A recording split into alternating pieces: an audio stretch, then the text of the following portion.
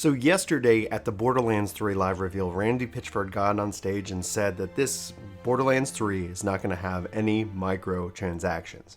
Shortly thereafter, on Twitter it came out that PCGamer and others are reporting that the game in fact actually does have microtransactions, and then just today, Randy Pitchford clarified that Borderlands 3 will not have anything other than cosmetic, non-progression, just purely cosmetic microtransactions. And that really got me thinking, because there generally isn't a consensus on what makes a good microtransaction versus a bad microtransaction. Each and every one of us is going to have some form of limit. I've talked to those here on YouTube that say they need a free game with free content and no microtransactions or transactions in general, which, you know what, I can respect their point of view. At least they're honest with what they're wanting.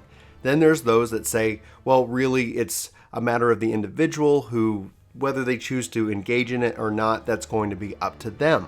The game devs need to find some way of supporting the game anyway. And so then the conversation just then erupts into what is the monetization strategy of the game, and when does it cross that line? When does it go from something that players can be excited about to supporting the devs to something where it just feels wrong? And beyond any individual publisher, beyond any individual game maker, let's factor that out and let's just talk about right now what makes essentially a good microtransaction versus a bad microtransaction. Where is that line drawn, and what is the intent that is either assumed or obviously expected behind what they're trying to accomplish? Now, for me, where I stand personally is that as long as a microtransaction is optional, aka cosmetic, has no form of progression, does it necessarily break the game? That, I think, generally, and I hope, and maybe you can let me know if I'm wrong, maybe that's the majority of what everybody here is thinking. So let me know right or wrong where you fall. I think it'll be interesting to kind of get your opinion about it, because essentially there's always the risk that this should have been in the game at the start. That's usually the counter argument to the microtransaction. Why am I still paying for a game that I've already paid for? So is a microtransaction that is cosmetic only acceptable in a game that you don't have to have any money down as a form of investment? So in Borderlands 3, you have, we're going to just call them transactions because they have DLC that you can prepay for, which also from a pre-order and a prepay for thing maybe is a whole other discussion topic in and of itself. So let's factor that out for a later time. Okay, anyway, so you have a paid game that has the ability to purchase cosmetics. Is that too far? Now, is it too far if it was another game? Are you sitting here, are you thinking, this is okay because it's Borderlands, because I have trust in the developer, because I really enjoyed this series? Is that okay? And where does that line get drawn for you? Or is it something that is an overreach? Was Randy being actively deceptive when he was talking about it? Or is his definition of when we all say microtransactions in a negative light always feel kind of back to that Battlefront 2, that you have to pay money, or persons who pay money up to, I think it's in the thousands, to be able to have the opportunity to unlock all the forms of progression itself. So I think obviously stepping into progression, I think universally can be seen as a bad thing. Now, I've also heard people are fine with it when it comes to that free to play, and that's the rub. And that's where it gets weird. That's where it gets tricky.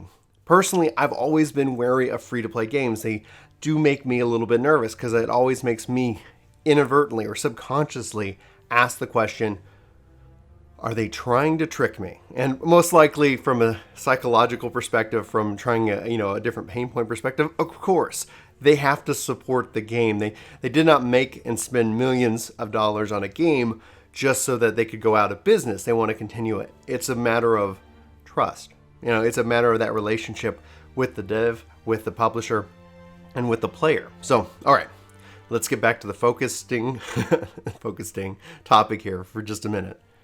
As gamers, as players, we have to somewhat come up with that line so that we can uniformly communicate that to devs. Personally, like I said, cosmetics within a game don't bother me if there's also a way to earn them with or just by playing the game. However, it does weirdly change the relationship because I've paid for the game. It automatically makes me go, Well, are they tuning it? Are they making it more difficult to unlock because they want to get my money, because they want to get extra money? And when we factor all this together, when we look at other games like Halo 5 and various other games that have free content drops that are funded by those who decide to opt into the cosmetic system. In the case of Halo 5, they had loot boxes. And while I'm happy to see that Borderlands 3 is not going to be diving into the loot box world, the question again just remains. What does this mean? What is a microtransaction? What makes it wrong? What makes it acceptable? Is it ever a good thing? Or is that always just going to be regulated to the free-to-play world? Are we ever going to see a world in which that there just seems to be some general form of acceptance when it comes to what a microtransaction is or isn't? It leaves a weird feeling in the pit of my stomach. I tweeted it out after I saw that. I said, wait a minute, I thought they said there weren't going to be any microtransactions. Just major transactions, just paying for the DLC if you want to continue. And honestly, that's seemingly a tried and true method. The only downside is it does break up the player base. I don't know.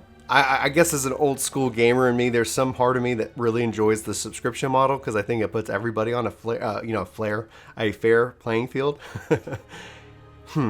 Anyway, I want to know your thoughts. What are you thinking and feeling when it comes to the term microtransaction?